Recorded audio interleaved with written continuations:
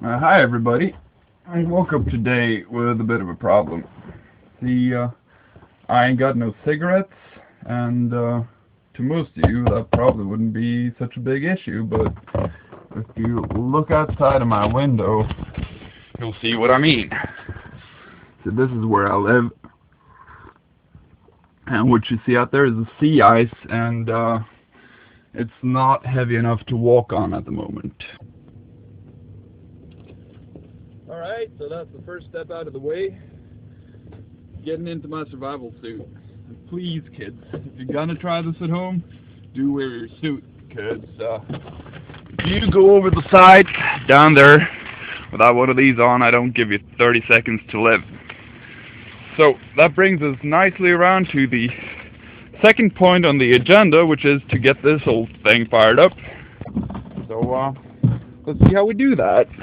Now, first step is to ensure that the propeller pitch is in neutral and that the clutch is fully disengaged. You might also want to check your fuel level, because having one of these things run out of diesel isn't not that much fun, but it looks good. At least there's some in there and it doesn't use much.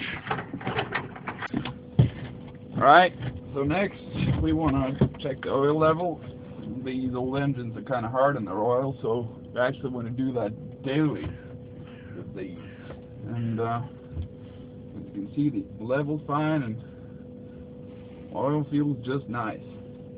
So next step is to fill this little valve gear lubrication cup.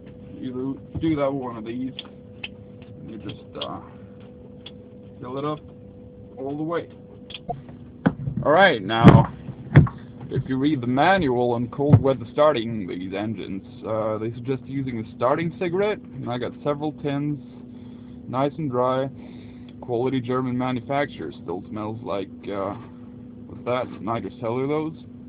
However, that doesn't work so well for me, because the cigarette holder on this engine is completely rusted shut. Now another thing the manual says about cold starting these is to put a bit of starting oil in the cylinder through that copper tube that comes up in this cup, and I've done that a bunch of times, and it works well if it's just above freezing, but with the way conditions are now, I just won't be able to hand crank it fast enough. Enter WD-40. Not only is it very light oil, which will allow me to crank the engine fast without much resistance, but also the propellant burns rather nicely, which will aid in starting.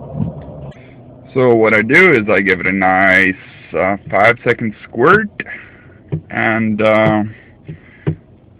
that done, I set the decompression lever, we set the governor to full speed.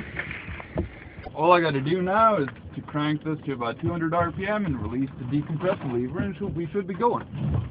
So the starter pawl on this is kind of old and dirty, so I'll counter rotate the flywheel to engage, and we are going.